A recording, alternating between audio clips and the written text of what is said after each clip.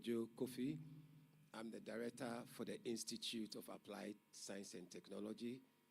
That is the industry platform of University of Ghana.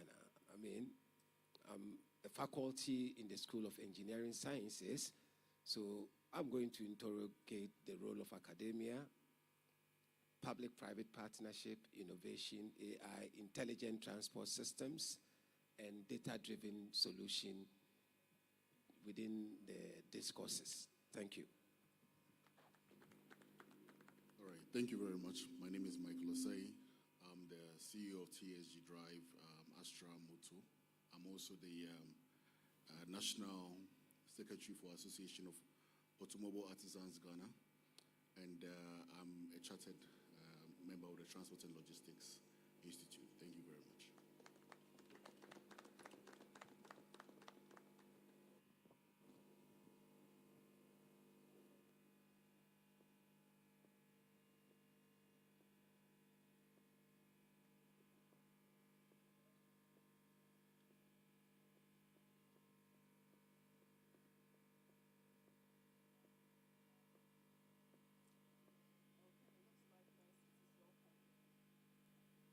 Hello.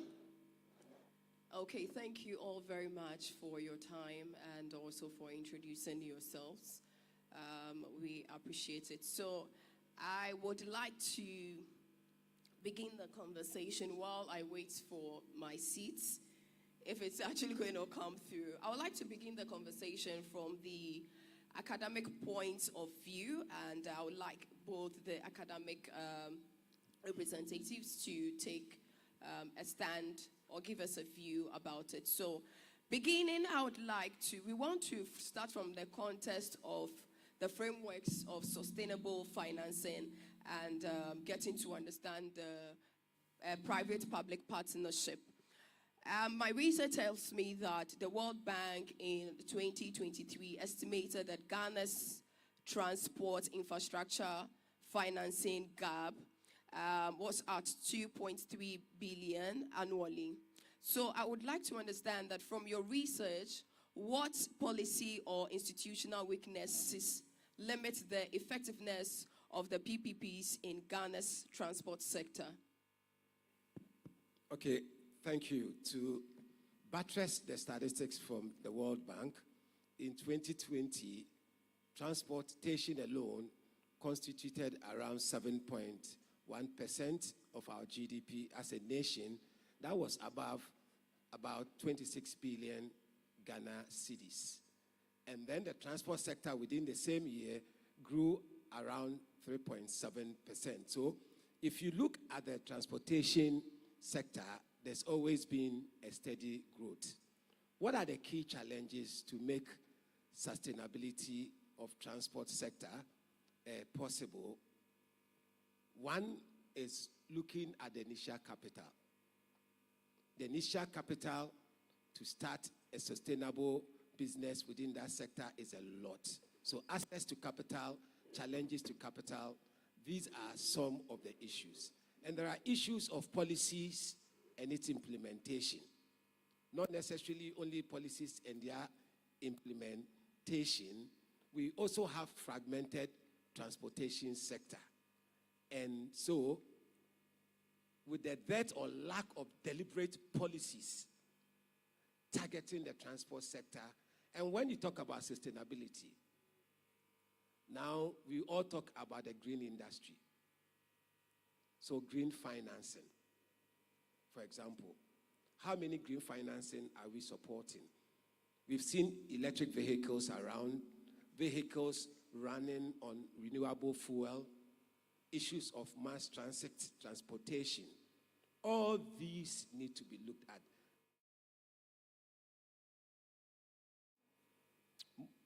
It appears a lot of the decisions being taken, these decisions are not underpinned by data. And without a comprehensive, holistic, data-driven solution encapsulating or encompassing the community and stakeholders like that, it will be very, very difficult. Thanks.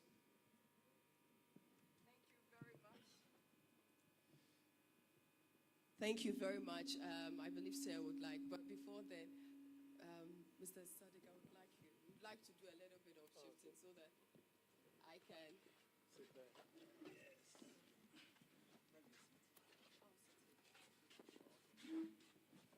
sorry about that. Thank you so much for understanding. Okay, sir. Okay. All right. Thank you very much. So I think the moderator's first statistics was about the infrastructure financing gap. Yes, please.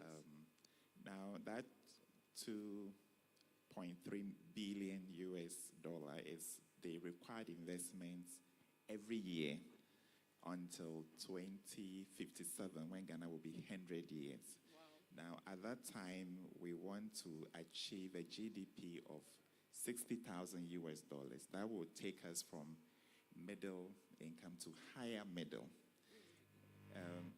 So it is 2.3 billion per annum, and this is required every year up till 2057. Now, at that time, Ghana will be 100 years, and we want to achieve a higher middle level income as our status of economic development. Now, this figure is very high because if you look at the big push which the current government is implementing, we have 2.2 billion Ghana cedis. That's about 200 million. Now, this is about 10% what is required. So we're still going to have significant backlog in terms of sustainable financing of the sector. So it has become very obvious that government alone cannot finance, and so we need to bridge the gap, and this is what is calling for the need to have private sector involvement. Now, we have a national policy for PPP. So already in terms of the institutional arrangements, the policy framework, they do exist. I think the challenge now is how we implement it. Of course, Ghana, we are very good with policies. I think our challenge has always been with implementation. Now, there are so many sources possible, but a lot of them, for example, the Diaspora Investment Fund, we haven't optimized that opportunity. But of course, we need to create an enabling environment that will make it attractive for the private sector to participate. But we've seen some success stories. For example, in Rwanda, we've seen also in Kenya recently where the Chinese has been involved. I don't know if you visited Nairobi the past 5 years. They have this high speed from Nairobi Central to the airport that was built by the Chinese, and it's part of the PPP arrangement. We want to see a lot of this replicated in the capitals of Africa, and especially in Ghana. Now, we know there's a direct correlation between poverty reduction and infrastructure financing. And so there is sufficient justification to invest in infrastructure. We need to deal with the issue of intermodal transportation. Currently, road transport is 95%, meaning that all our movement is by road. But there are other options we haven't optimized, which are cheaper in the long term. For example, rail infrastructure is very critical. When it comes to freight, we still do 97% by road. Of course, it's serious in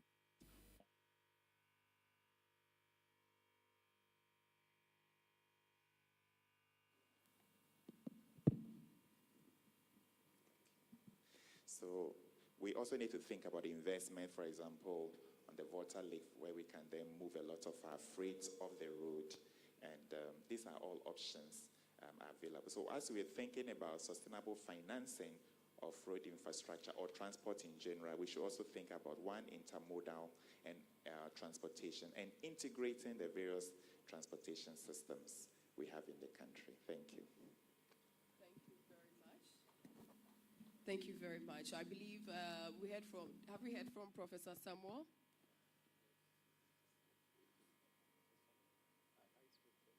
And Professor Charles?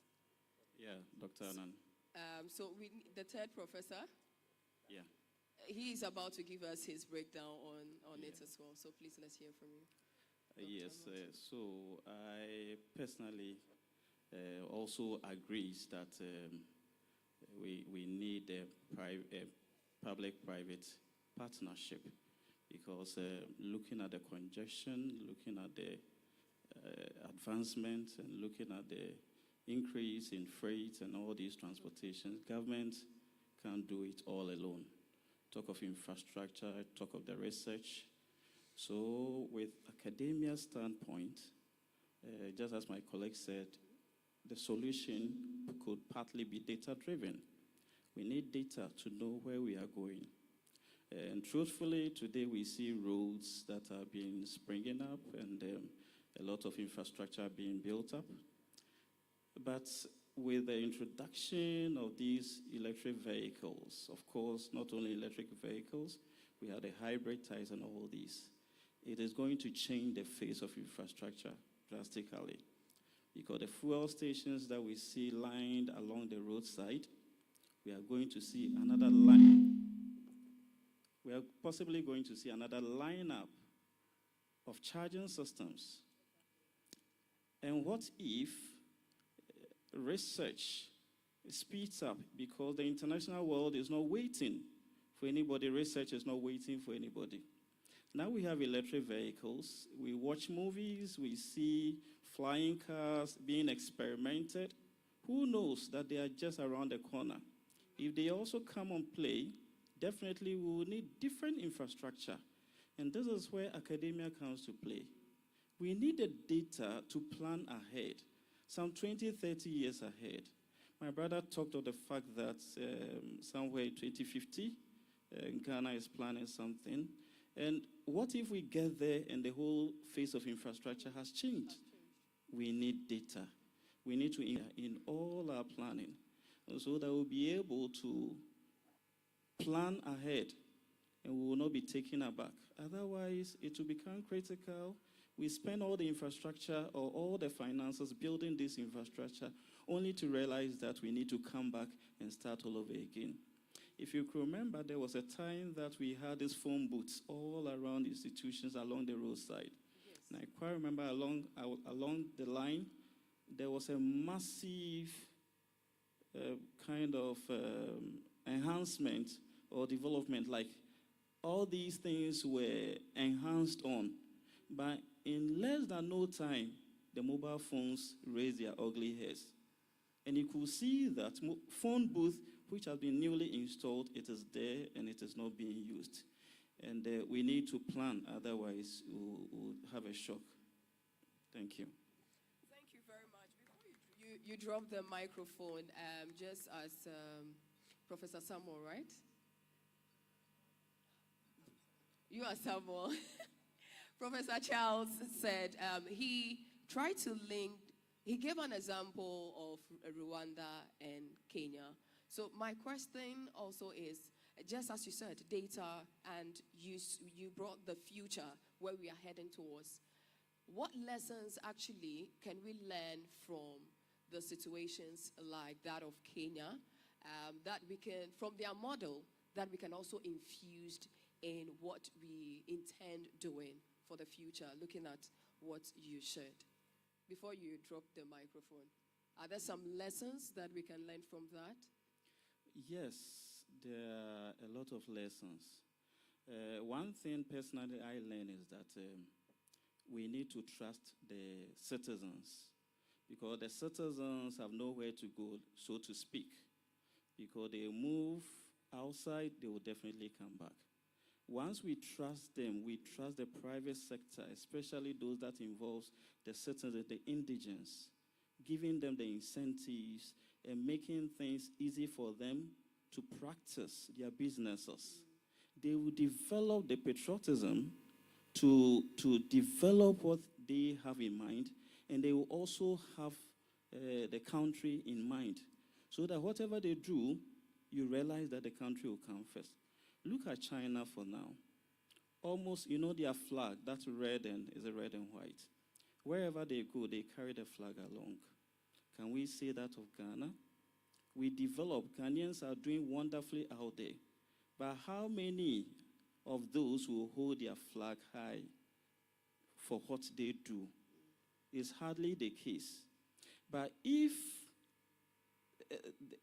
the part, or let me put it there, if the way forward for Ghanaian entrepreneurs is so clear with less difficulties. Now, if you need something, you have to struggle so much.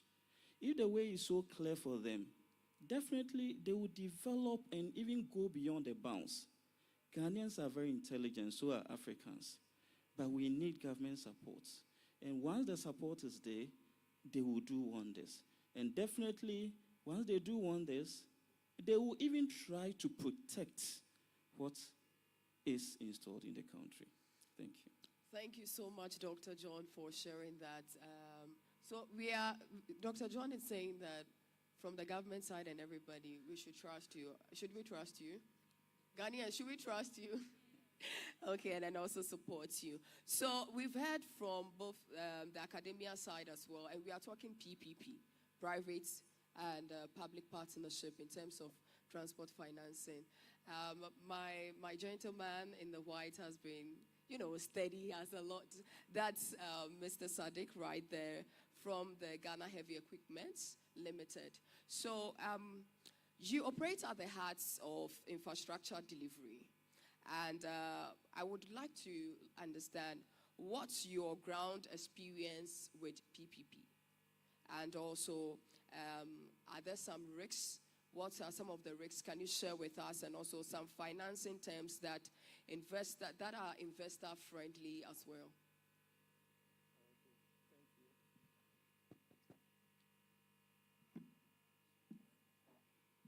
Thank you.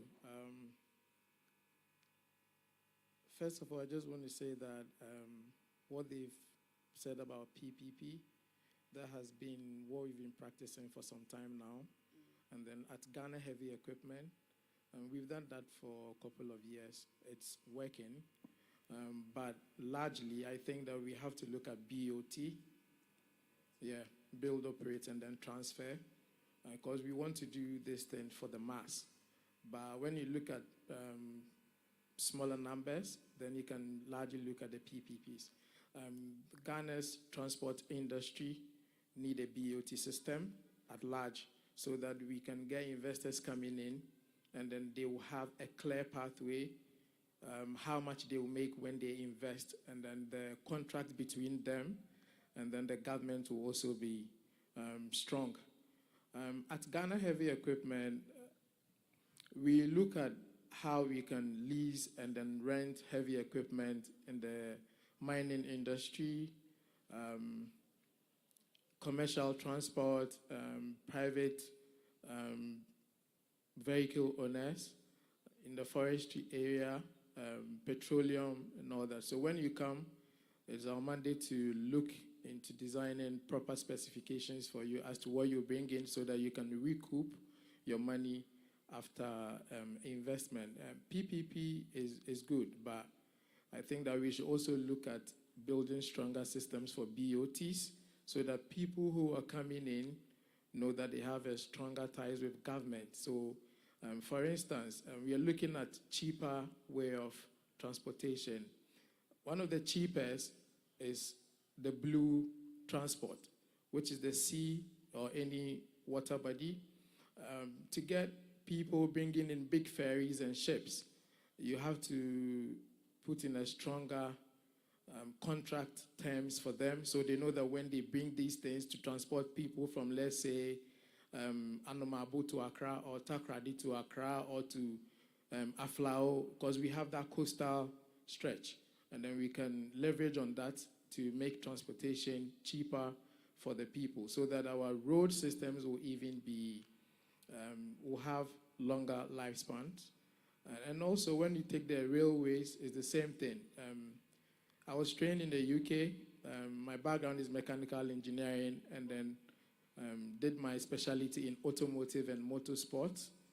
I just joined Ghana Heavy Equipment with, that was when I designed the specifications for Ghana ambulances in 2019. Then I went back, and then I've been called to come back again to help build stronger systems for these areas. So I will say that the academia, if you can help us, we can sit down and then judge or see how we can put together a BOT system to bring in like national rails of the UK, the green rails of China. I mean, when they know that if they come in largely, they can easily make their money back, it will work. And then after some years, they can transfer it back to the government and then the people of Ghana. By then, we would have benefited from rich experience and then training. We would have been able to train more engineers, more technicians, people who handle finances of that sector. So I think that we are on the right path. And then academia, we're looking forward to working with you guys. Thank you. I like that. It just shows that.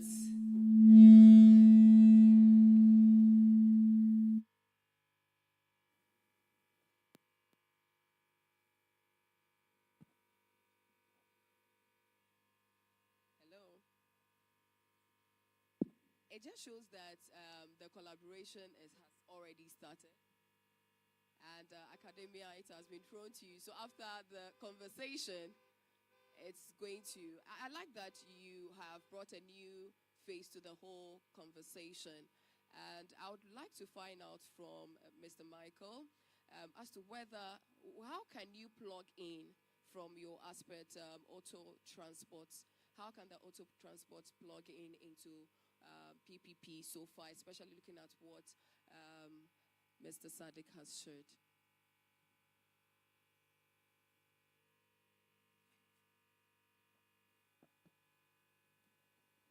Hello. All right. Thank you very much. And it's quite a privilege to be here with very amazing gentlemen, and especially with academia and my brother over there.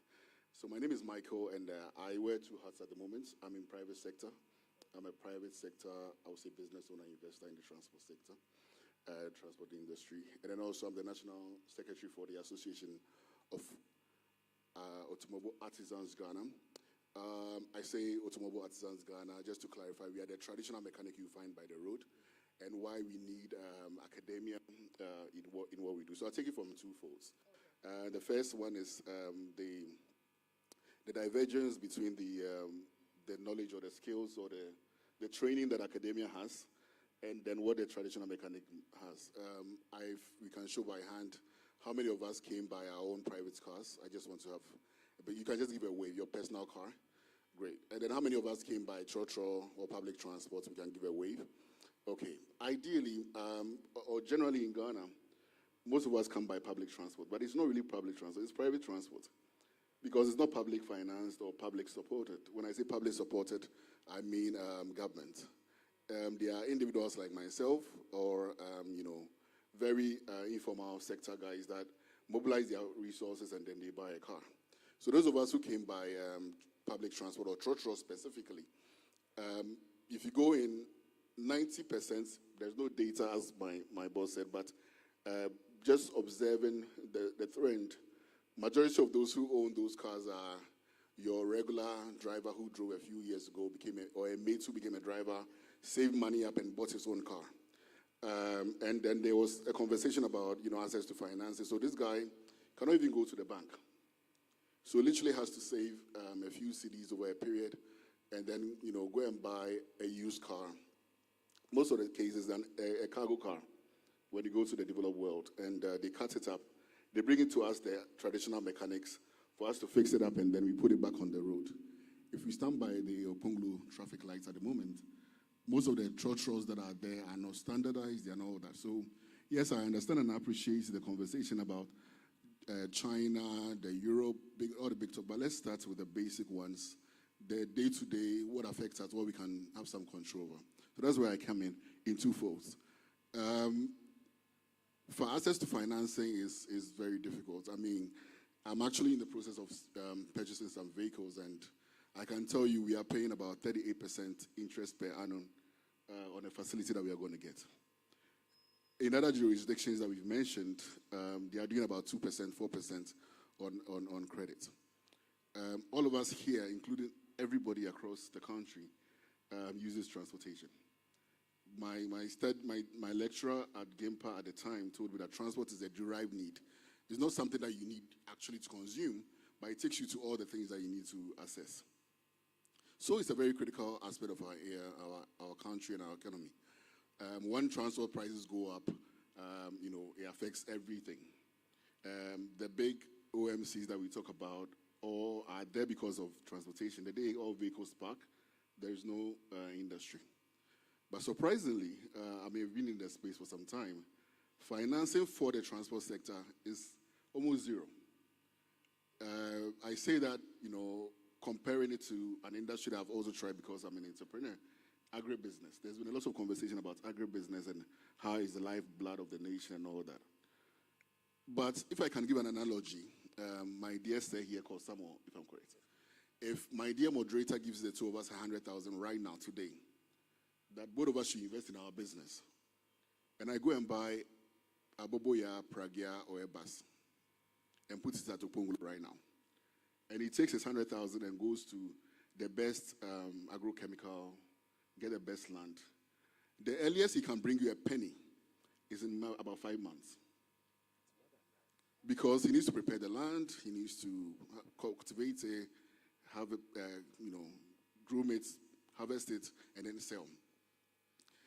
If we put a trotro by the entrance right now, or a Toyota Vitz that is doing boats, or a Pragya, or at the entrance, before we leave here, I would have made my first sale.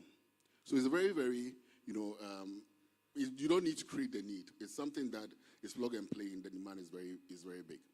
So I've been advocating and I've been pleading literally to say that we need financing, and not free money necessarily, but affordable financing to fix the basic ones. The basic ones is getting the assets that can support the industry, like be able to buy a small vehicle, a small, I saw a rickshaw at the back. That is what we call the three-wheelers to begin with. And it's an industry that companies like, the ride-hailing companies have come in and they are doing very well because the need already exists. So there is the need for a look at the space in terms of affordable financing for the space, because you're going to take credit and you're paying anywhere between 20, 30%. Comparatively it's very difficult. But then there are financing for industry like the agri side, which I've spoken about, and it's sometimes being financed by, players who their core consumers are transportation. Not to mention some names, but there are upstream companies in Ghana that are supporting agri-businesses with financing, but they're not supporting the transport sector. So my uncle, who has been a mate over a period, now saved money to buy he can't afford some of the fancy or brand new cars. So he definitely go and buy a very old car, fix it up, and then put it on the road, and that's where the safety concerns would come up.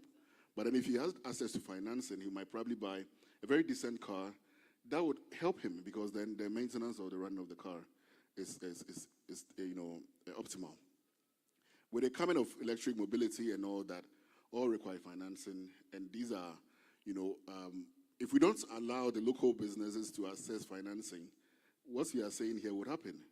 The multinationals will come in, and they'll come and do their business, and because they had access to affordable financing, we'll be able to finance the assets that are needed, and it will be run by them, and then it will just be employees. And academia will train amazing brains, and they will come out, with their CVs looking for jobs. But then if they had access to finance, amazing young people here would be able to, go into a program and then be able to secure financing to buy a Pragya, a Boboya, a bike, a scooter like mine over there, and then start doing some delivery business, and right away they are in business. So that is on the transport side and then the financing bit. Now we talk about the maintenance, where I represent the Association of Automobile Artisans Ghana, and I would say, in our space, how many of us, those who are driving, should by or waved at me, would you send your car to, not to mention any name, some of the top dealerships in the country? Nobody. You send it to your friend by the road, Kwesi, Edem, or someone. Oh, Charlie, my car is broken down. Come and help me fix it. So we need academia in that. Private-public partnership, in a way, might not be necessarily financial, but how are we transferring the engineering knowledge to the guy who has been fixing my Toyota Corolla, or the guy who's been fixing my vehicle? Because 90% of the time, they don't have access to the diagnostic tools. So you go there and he touches, the parts and says, it's the carburetor. So try and error. Because he realized that, the last time that Mr. Samuel brought his car, when it was not starting, it was the carburetor. So he tells you to say the same carburetor. So you fix that and you come back, so it's not fixed. He says, okay, let's try again. So it's also come back to, how many? And you buy a new engine. And then when you go there, you also bargain very strongly. You don't even pay them what they are worth. When you send your car to one of these top garages, they tell you this is the bill, you pay. But you send it to Kwesi at Opongolo Junction or, Biggie at, under Bridges Legon, and he tells you, this will cost about 1,000 cedis. Oh, it's too much. You bargain out to about 50 pesos. And you are very happy that you are getting. So I think that access to finance, specifically targeting, the various